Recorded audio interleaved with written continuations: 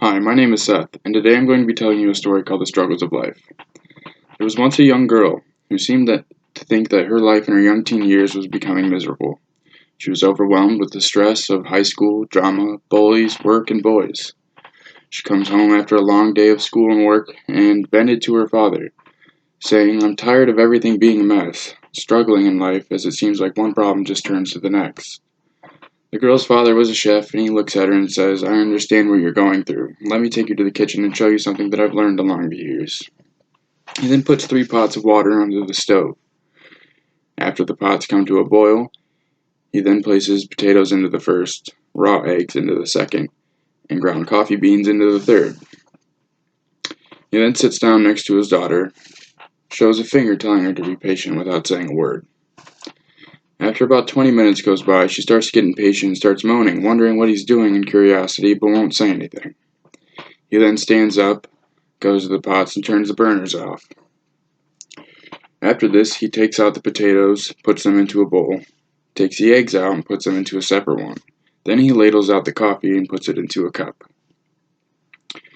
After doing this, she stands up and he says, "What do you see?"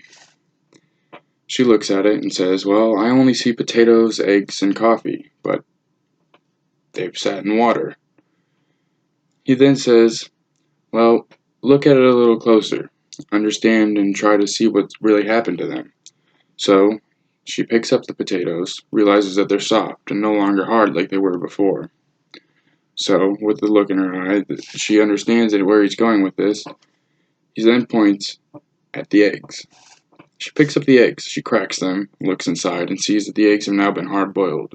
There's no longer a liquid center to them, and the eggs are entirely different.